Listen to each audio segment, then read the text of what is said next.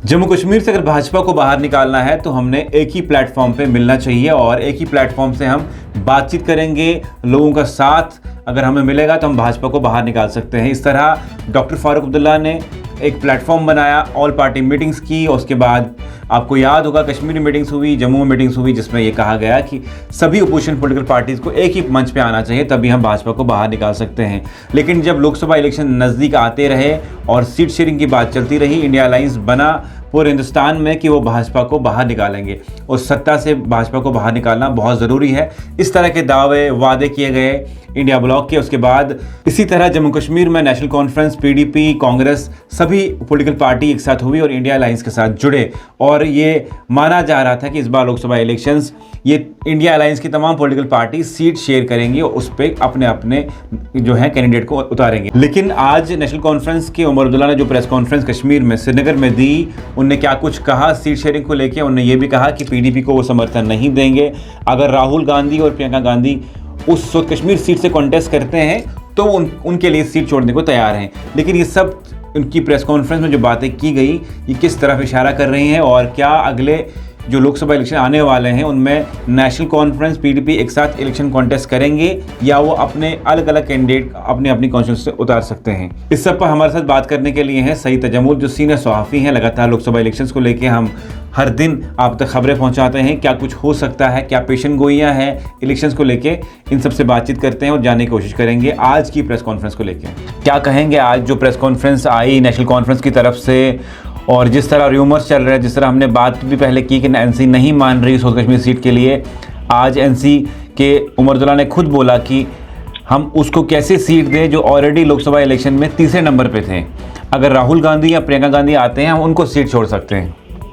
बहुत बहुत शुक्रिया आपका। देखिए, जिस तनाजुर में नेशनल कॉन्फ्रेंस के सीनियर नायब सदर उमर अब्दुल्ला ने प्रेस कॉन्फ्रेंस दी, किसी भी पार्टी को जब मैंडेट देना हो उस वक्त पहली प्रायोरिटी होती है कि पार्टी का ही उम्मीदवार मैदान में हो, ताकि पार्टी जो है वो ग्रास रूट लेवल पे मजबूत हो, नताइज कुछ भी हो और पार्टी में कोई खुदा ना खास्ता ग्रुप बंदी ना हो। बहुत मौके ऐसे होते हैं कि जब आप अलायंस में रहकर जो है अपना नुकसान करते हैं। मुझे याद है, बिल्कुल जाती तजुर्बा है कि कांग्रेस पार्टी को जम्मू कश्मीर में अभी भी कुछ लीडर जब पार्टी छोड़ के गए थे तो उन्हें इल्जाम आए थे कि नेशनल कॉन्फ्रेंस ने इस पार्टी को जम्मू कश्मीर में बी पार्टी के तौर पर छोड़ रखा है। यानी कांग्रेस का जब इक़्तिदार आता है तो मिनिस्ट्री जो है जो नेशनल कॉन्फ्रेंस के डोमिनेंस के साथ रहता है। आज उमर अब्दुल्ला ने जिस अंदाज से अपनी पार्टी की वकालत की, बड़े अच्छे तरीके से की कि नेशनल कॉन्फ्रेंस जो है वो तीनों सीटों पर अपने उम्मीदवार खड़ा करेगी। लेकिन देखना पड़ेगा कि नेशनल कॉन्फ्रेंस ने जम्मू कश्मीर में 370 से टूटने के आसपास में जो डेवलपमेंट्स की, वो उमर अब्दुल्ला साहब तो क्या बल्कि अवाम जो है, मेरा रद्दमल जो है अवामी रद्दमल है। और मैंने कुछ देर पहले अवामी नुमाइंदों से बातचीत की, मैंने बड़े मुखलिस लोगों से बातचीत की, पॉलिटिकल कमेंटेटर से बातचीत की, पॉलिटिकल पंडितों से बातचीत की। उनका क्या मानना है? वो कहते हैं जब पीएचडी बना था तो उसमें डॉक्टर फारूक अब्दुल्ला को कप्तान का रोल दिया गया और साथ ही चुनाव हुए डीडीसी यानी अर्बन लोकल बॉडीज के, और डॉक्टर फारूक अब्दुल्ला ने इन चुनावों का बहिष्कार किया, पीडीपी ने सेकंड किया, महबूबा मुफ्ती ने, क्योंकि कप्तान ने कहा था कि फिलहाल हम चुनावी माहौल में नहीं जा सकते, मरकज को यहाँ 370 को बरकरार रखना चाहिए था, न कि खत्म करना चाहिए था। लेकिन उस वक्त साझेदारी थी। उसके बाद जब डॉक्टर फारूक अब्दुल्ला डिटेंशन से बाहर आए, उमर अब्दुल्ला बाहर आए, तो हमने सवाल पूछा था अगला लाई अमल आप लोगों का क्या है। तो डॉक्टर फारूक अब्दुल्ला ने, रिकॉर्ड हमारे पास मौजूद है, वो कहते हैं कि महबूबा मुफ्ती जी को बाहर आने दो, हम आपको लाई अमल तरतीब देंगे। तीसरी बड़ी डेवलपमेंट जो मलिक साहब इन दिनों हुई, वज़ीर आज़म के साथ जब मुलाकात होने का डॉक्टर फारूक अब्दुल्ला और बाकी लीडरान को इन्विटेशन मिला था और 35 से 370 या डिटेंशन मुकम्मल करने के बाद जब हालात सामान्य होने लगे थे तो फारूक अब्दुल्ला ने महबूबा मुफ्ती से कहा कि हम एक साथ हैं और हमें सियासी तौर पर एक साथ चलना होगा। वज़ीर साहब के पास जाकर हम 7 रेस कोर्स में। लेकिन मैं यही जानना चाहूंगा आज क्या हुआ जब political parties, opposition political parties खासकर जम्मू कश्मीर में ये दावे करती थी और लोगों से अपील करते थे वो लोग कि जब भी इलेक्शन आएंगे आप हमें वोट दीजिए, अपोजिशन पॉलिटिकल पार्टीज मिलजुल के इलेक्शन कॉन्टेस्ट करेंगे और भाजपा को यहाँ से बाहर निकालेंगे। अचानक जितना इलेक्शन नजदीक आ रहा उतनी इनकी जबानें बदल रही हैं, हो क्या रहा है ये? बिल्कुल, देखिए मैं वही पहुंच रहा हूं कि ये जो एग्रीमेंट्स हुए हैं, जैसे कि कश्मीर में कहा जाता है कि कोई शिमला में एग्रीमेंट हुआ, कोई इंदिरा शेख अकॉर्ड हुआ, ये भी एक एग्रीमेंट था। उमर अब्दुल्ला ने आज PAGD को तोड़ कर रख दिया और यानी कि PAGD आज पूरी तरह से डिसॉल्व हो चुकी है। देखिए उमर अब्दुल्ला ने इसका ऐलान किया और अब PDP इसके साथ में है, अवामी नेशनल कॉन्फ्रेंस है, CPIM है और छोटी बड़ी पार्टियां। लेकिन उमर अब्दुल्ला ने सिर्फ एक मैंडेट के लिए जिस तरीके से साउथ कश्मीर के कॉन्स्टिट्यूएंसी पर जिस अंदाज से कांग्रेस पार्टी को हम सपोर्ट कर सकते हैं लेकिन PDP को नहीं। अवामी रद्दमल कहता है कि जिस पार्टी को आप दूसरी या तीसरी पोजीशन पर खड़ा कर देते हैं, जब DDC चुनाव हुए थे तो MLAs की फिर इसमें पार्टी नंबर 1 कौन थी कश्मीर से? 28 सीटें किसके पास थी? श्रीनगर स्वीप किसने किया? साउथ कश्मीर किसने किया? नॉर्थ कश्मीर किसने किया? पीर पंजाल PDP ने स्वीप किया। तो फिर आप बोलते हैं कि अगर जिस तरह नेशनल कॉन्फ्रेंस क्लेम करती है कि वो साउथ कश्मीर जीते हुए थे, उस हिसाब से अगर असेंबली इलेक्शन में इनकी अलायंस होती तो सारी की सारी सीटें जो है वो उस पे PDP दावा बोल सकती है। देखिए मैं आपको इसलिए बता रहा हूँ ये चीजें जो अवामी रद्दमल मुझे मिला है। वो कहते हैं कल को आज पार्लियामेंट चुनाव में नेशनल कॉन्फ्रेंस एक सीट पर मस्जिद है। कल PDP के पास जो 28 सीटें हैं, श्रीनगर स्वीप सही बात है, तो उस वक्त कहाँ इक्वेशन बनेगी? ये सियासत नंबरों के हिसाब से नहीं थी, ये सियासत नेशनल कॉन्फ्रेंस ने पब्लिक को ये कहकर कहा था कि जम्मू कश्मीर में PAGD और ये पार्टियां एक होने का मतलब है कि जम्मू कश्मीर में आपको भाजपा का जो मतबादल है वो मिलेगा। यानी भाजपा ने जो कुछ करना था किया, उसके बाद जो आगे चलकर हमने करना है वो किया। लेकिन तजम्मुल साहब ये तो वही वाली बात हो गई कि जब इलेक्शन से पहले आप जो पॉलिटिकल पार्टीज है, मेरे कहने का मतलब वो आवाम को सपना दिखा रहे हैं, अब जब असल में करने की बात आ रही है वो लोग इसी अपने ही वादे और दावों से हट जाते हैं। इसका मतलब ये है कि जो प्लेटफॉर्म है वो बीजेपी के लिए खुला है फिर, या बाकी पॉलिटिकल पार्टियों के लिए खुला है फिर। बिल्कुल आपकी एनालिसिस बिल्कुल ठीक है, लेकिन नेशनल कॉन्फ्रेंस के मध्य मुकाबले अगर PDP सीट नहीं मांगती है तो इसका मतलब एक अलायंस है, PAGD है, इंडिया अलायंस है। अगर आप सीट मांगेंगे फिर नहीं है। इस तरह से आपको नेशनल कॉन्फ्रेंस का और आज की प्रेस कॉन्फ्रेंस का हुलिया नजर आता है कि वो चाहती क्या है। लेकिन जब जम्मू कश्मीर में जब आप दोनों पार्टियों के एक साथ होने का जब आप तस्करा करते हैं, नजीर अहमद खान साहब वो क्यों गए? क्योंकि उमर अब्दुल्ला ने बीरवार से DDC के लिए नजीर खान को PDP के कोटे से सीट नहीं दी। मंसूर पीर साहब, सज्जाद लोन साहब, इमरान रजा अंसारी साहब वो भी उस वक्त कहते हैं कि जहां इनका स्ट्रॉन्ग होल्ड है वहां नेशनल कॉन्फ्रेंस 5 सरपंच और BDC की सीट को छोड़ने के लिए तैयार नहीं है। ये तो एक तरफ का मामला है। लेकिन अब जो पीपल्स डेमोक्रेटिक पार्टी के लिए अब आगे का जो लाई अमल है वो क्या हो सकता है?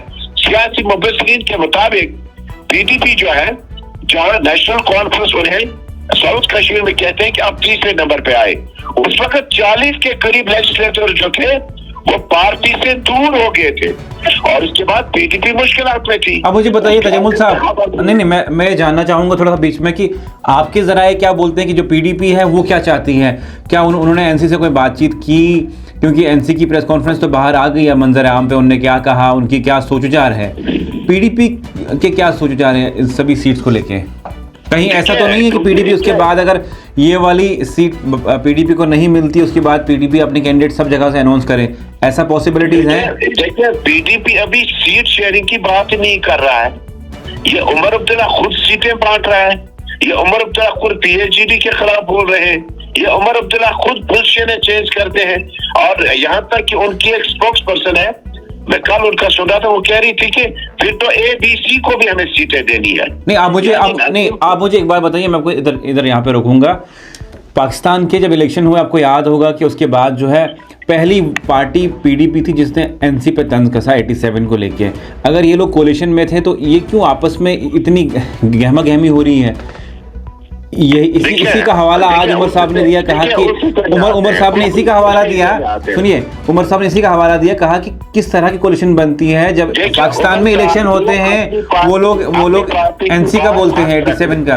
उमर साहब को अपनी बात रखने का पूरा हक है, लेकिन हम लोग जो है, हम इन प्रेस कॉन्फ्रेंस को, हम सारी तस्वीरों को खुद देखते। मैं आपको मिसाल दे दूं, जब ये इकट्ठे थे तो पहले शमीमा फिरदौस थी जिन्होंने पीडीपी के खिलाफ बोला, अब्दुल मजीद लांगवी थे जिन्होंने इनके खिलाफ बोला, उसके अलावा साउथ कश्मीर से अल्ताफ कुलू थे जिन्होंने पीडीपी के खिलाफ इतने अलायंस बोला, तब तक पीडीपी ने कुछ नहीं बोला था।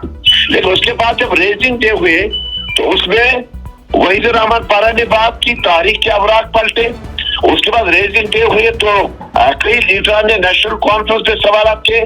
ये जो इल्जाम की शुरुआत ये भी नेशनल कॉन्फ्रेंस से की।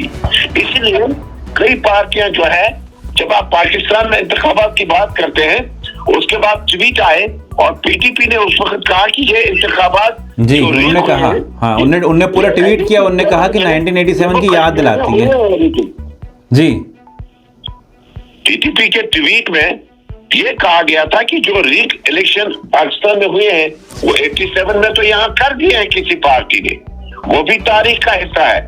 लेकिन दोनों पार्टियों को मुझे लगता है कि जो सब्र तो हमें रखना चाहिए था, अगर वो पब्लिक के लिए आए थे, अगर वो मैंडेट की सियासत के लिए आए हैं, मैंने साउथ कश्मीर छोड़ना नहीं है, आपने नॉर्थ कश्मीर देना नहीं है, आपकी पोजीशन तीसरी है, फिर उमर अब्दुल्ला इलेक्शन हार गए थे तो उसकी पोजीशन कहाँ थी, फिर बीरवा से वो मुश्किल से जीत गया असेंबली इलेक्शन, उनकी पोजीशन कहाँ थी, फिर महबूबा मुफ्ती इलेक्शन हार गई, इसका मतलब है कि पार्टी का वजूद खत्म हो गया क्या? किसी के इलेक्शन हारने जीतने से नंबर नहीं दिए जाते हैं, नंबर दिए जाते हैं कि कौन सी लीडरशिप जो है वो पॉपुलर है, किसका पब्लिक पे कंट्रोल है। जीतना हारना, वोट हासिल करना अलग बात है, ये अवाम और अवामी रद्दमल ये चाहता है कि आज जो प्रेस कॉन्फ्रेंस हुई, पीडीपी ने अभी सीटें मांगी नहीं, पीडीपी की सीट शेयरिंग के लिए मीटिंगें होनी चाहिए थी, ये गुप्त दरवाजे बंद करके ये मीटिंगें होनी चाहिए थी। पब्लिक में आकर आपने बिल्कुल सही कहा कि जब नेशनल कॉन्फ्रेंस का उम्मीदवार उठेगा, पीडीपी का भी उठेगा तो फायदा किसी और का होगा, जाहिर सी बात है, किसी और को फायदा पहुंचाना चाहते हैं। अवामी रद्दमल कहता है कि तो शायद ठीक है, लेकिन प्रेस कॉन्फ्रेंस के मतन में उमर साहब ने वाजह किया कि तीनों सीटों पर वो उठेंगे और पीटीपी ने हंगामी मीटिंग तलब की है श्रीनगर में। मुझे लगता है वो भी अपने उम्मीदवारों को ऐलान करेगी और जो सियासी रस्साकशी रुक गई थी वो और ज्यादा आगे बढ़ेगी। और जिस अंदाज से पीटीपी पे इल्जाम लगाए जाते हैं, पीटीपी ने वापस लगाने हैं, ये रस्साकशी चलेगी और लोकसभा चुनाव में इसी तरह का माहौल है और ज्यादा गर्म होगा। तो आपको क्या लगता है, क्या पीडीपी कल को ऐसा बयान दे सकती है कि वो सभी जगहों से अपना कैंडिडेट को अनाउंस कर सकते हैं? देखिए, पीडीपी को कैंडिडेट अनाउंस करने से ज्यादा जो मुझे लगता है कि इंतजार था कि फारूक अब्दुल्ला साहब मीटिंग करेंगे, तो क्या बोलेंगे, 3-2-1 यानी 6 सीटों पर कांग्रेस और पीडीपी को शेयर कितना मिलेगा या नहीं मिलेगा। जी, फारूक अब्दुल्ला साहब मीटिंग तलब करते, लेकिन मीटिंग तलब करने से पहले उमर अब्दुल्ला साहब, नासिर साहब और बाकी लीडर जो है वो कहते हैं कि तीनों, बल्कि नाम भी आए हुए, कुछ लोग कहते हैं शुमाल से ये साहब होंगे, कुछ लोग सेंटर से ये साहब है। लेकिन मुझे लगता है कि पीडीपी के लिए अब चूंकि आज उनकी मीटिंग का आगाज हुआ और आइंदा कुछ दिनों में वो भी चुनावी उम्मीदवारों का ऐलान करेंगे, सेंट्रल कश्मीर से, साउथ कश्मीर से, शुमाली कश्मीर से, और जम्मू में क्या वो किसको सपोर्ट करेंगे, लेह लद्दाख में किसको सपोर्ट करेंगे। ये मुझे लगता है कि अब उनके लिए बड़ी मजबूरी है, कंपलसरी है कि वो अपने उम्मीदवारों का चलिए ये तो बात हुई एनसी और पीडीपी की। क्या आपको लगता है कि कल को अगर साउथ कश्मीर पीडीपी को नहीं मिलता है तो क्या आपको लगता है कि कांग्रेस सपोर्ट करेगी नेशनल कॉन्फ्रेंस को, बाकी जो सीटें हैं उनसे? देखिए, जब उमर अब्दुल्ला साहब ने कॉल लिया कि हम साउथ कश्मीर भी कांग्रेस को देने को तैयार हैं, जम्मू भी तैयार है, लद्दाख भी देने को तैयार, इसका मतलब है उनके डेलिब्रेशन चलेंगे और उन्हें क्लोज डोर किए हैं पीडीपी के लिए, बल्कि कांग्रेस के लिए दरवाजे खोल के रखे हैं। और इसका मतलब है कि कांग्रेस को अब नेशनल कॉन्फ्रेंस के साथ, अलायंस के साथ इन चुनाव में उतरना होगा। लेकिन 10 जनपद क्या कहता है, क्या सोनिया गांधी, राहुल गांधी, प्रियंका गांधी, क्या वो इसमें कोई इंटरफेरेंस कर सकते हैं? क्या नेशनल कॉन्फ्रेंस के साथ, पीडीपी के साथ कोई बातचीत का आगाज होगा? लेकिन एक बात क्लियर होगी कि नेशनल कॉन्फ्रेंस ने पीडीपी को बिल्कुल कहा कि अब पीएचडी था या कुछ और रिश्ते का नाम था, वो खत्म हो गया है। अब अगर खुदा न खास्ता अगर कल को फैसला तब्दील होता है उमर अब्दुल्ला की तरफ से, तो क्या वो वोट कन्वर्ट होगा? एक बार आप कहते हैं कि हम अलग उठाएंगे, दूसरे दिन कहेंगे कि आप मजबूरी बन गई है, कि उससे आपका वर्कर, आपका जो वहां इंचार्ज होगा, जिम्मेदार होगा, वो कितनी आपको मदद कर सकता है? मुझे लगता है ये एक कागजी जंग छिड़ चुकी है और अब बयानबाजियां हमें देखने को दोनों तरफ से मिलेगी। मेरे जहन में एक और सवाल आ रहा था, मैं चाहूँगा थोड़ा सा इसको आप इसका जवाब दें। आपके हिसाब से क्या लगता है आपको? लेकिन जिस तरह कुछ टाइम पहले फारूक साहब ने जम्मू में एक बयान दिया, उन्होंने कहा कि हम एनडीए के साथ अलायंस कर सकते हैं, पॉसिबिलिटीज़ हैं, उन्होंने इस तरह का बयान दिया। जब वो कश्मीर पहुंचे तो श्रीनगर में उमर साहब ने कॉन्फ्रेंस दी कि एनडीए के लिए सारे दरवाजे बंद हैं। कुछ लोग ये कहते हैं कि ये प्रॉक्सी है, ये उन्होंने प्री प्लान रखा था करके कि हम एक इधर बयान देंगे, दूसरा वहाँ बयान देंगे, कल को आसानी हो सकती है एनडीए के साथ अलायंस करने में। क्या पॉसिबिलिटीज़ हैं? जिस तरह से केस चल रहे हैं, ईडी के फाइलें खोल रही हैं, क्या आपको लगता है कहीं ना कहीं ये जो प्रेस कॉन्फ्रेंस ये भी उसी का हिस्सा है कि जो बाकी पॉलिटिकल पार्टीज उनको फील्ड जो है खुला छोड़ रहे हैं? देखिए, आपने बिल्कुल पहले भी यही कहा कि जिस तरह से ये सूरत हाल बन रही है, इंडिया अलायंस के साथ आप हैं, तो क्या उमर अब्दुल्ला, फारूक अब्दुल्ला उनको बिहार में वोट दिलाएंगे, झारखंड में दिलाएंगे, महाराष्ट्र में दिखाएंगे, उत्तर प्रदेश में देंगे? इंडिया अलायंस का मतलब है जो जिस टेरिटरी में मजबूत है वहां सीट शेयरिंग आप इंटरनल एडजस्टमेंट के साथ करें, ताकि उनके मुताबिक बीजेपी को नुकसान पहुंचे। आप जब यहाँ एक बयान देते हैं, दिल्ली में दूसरा बयान देते हैं, गालिबन इसका मतलब ये है कि नेशनल कॉन्फ्रेंस मरकज को अपनी डोमिनेंस दिखाएगा, देखो जी हमने 3 सीटें जीती। दूसरा ये कि लद्दाख और जिस तरह से कांग्रेस को आप सपोर्ट करने जा रहे हैं जम्मू में, वहां पे नेशनल कॉन्फ्रेंस कितना है, कितने लीडर थे जो छोड़कर चले गए? और क्या जम्मू में कांग्रेस को नेशनल कॉन्फ्रेंस से किसी हद तक मदद मिल सकती है? कितने हजार, कितने से वोट आप उनको दे पाएंगे? यानी जहां आप वोट देने जा रहे हैं वहां नेशनल कॉन्फ्रेंस जीत नहीं सकती है। जहां नेशनल कॉन्फ्रेंस चाहती है जीतना, वहां आप दूसरी पार्टियों के साथ मिलना नहीं चाहता है। मुझे लगता है कि नेशनल कॉन्फ्रेंस जो है इस इंतखाबात को 35 से 370 से आगे नेशनल कॉन्फ्रेंस के लिए, क्योंकि नेशनल कॉन्फ्रेंस को बीजेपी के खिलाफ बोलना था, नेशनल कॉन्फ्रेंस तब्दील हुई, उन्हें पीडीपी के खिलाफ बोलना शुरू किया।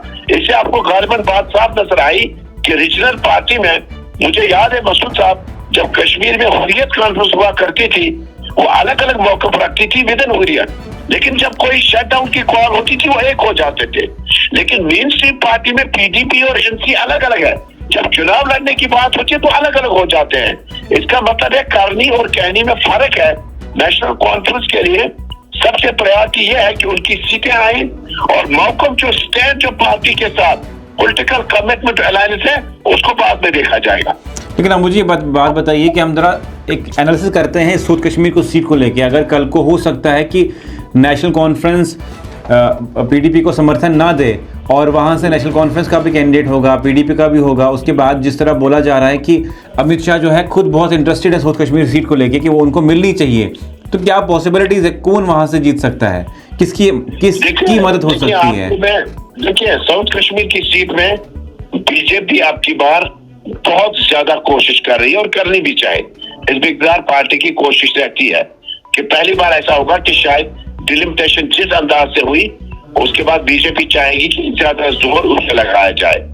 लेकिन यहाँ पे अगर आपको नेशनल कॉन्फ्रेंस का एक उम्मीदवार होगा, बीजेपी का मेजॉरिटी कम्युनिटी का उम्मीदवार होगा या माइनॉरिटी का होगा, उसके बाद पीडीपी का भी उम्मीदवार होगा, कांग्रेस का भी उम्मीदवार होगा, मुझे लगता है कि गालिबन उससे फायदा जो है वो बीजेपी को अच्छा खासा मिलेगा।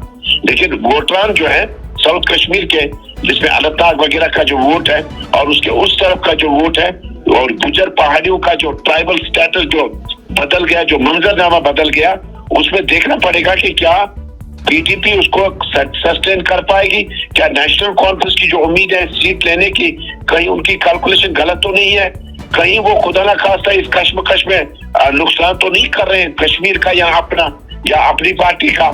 गालिबन साउथ कश्मीर में अगर ये अलग अलग उठ रहे हैं, डिलिमिटेशन बहुत बड़े जबरदस्त तरीके से हुई है, उसमें तीसरी पार्टी को फायदा होगा और इन दोनों पार्टियों का अलग अलग नुकसान हो सकता है और इनको सोचना चाहिए इसको लेके। लेकिन एक और सवाल है, एक और खबर जो है बड़ी गर्दिश कर रही है कि जो चौधरी लाल सिंह है वो कांग्रेस के कांटेक्ट में है, बातचीत चल रही, हो सकता है उनको सीट मिले, तो क्या पॉसिबिलिटीज है? क्या आपने भी ऐसी खबर सुनी कि किस हद तक सही हो सकता है?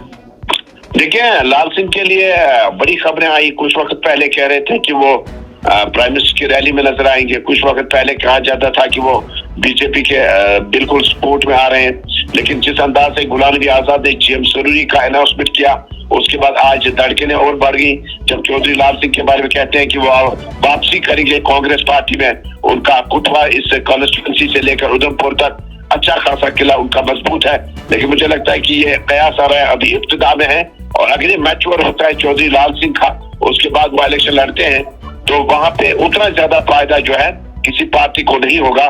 क्योंकि जिस अंदाज से बाकी उम्मीदवार है उसमें जो अपर एज इस वक्त भी है वो भाजपा का है। लेकिन चौधरी लाल सिंह के लिए आने वाले वक्तों में जो है शायद विधानसभा की सीट पे फायदा हो सकता है कांग्रेस से लड़ना, लेकिन उससे बड़ा फर्क पार्लियामेंट चुनाव में फिलहाल नहीं पड़ सकता है।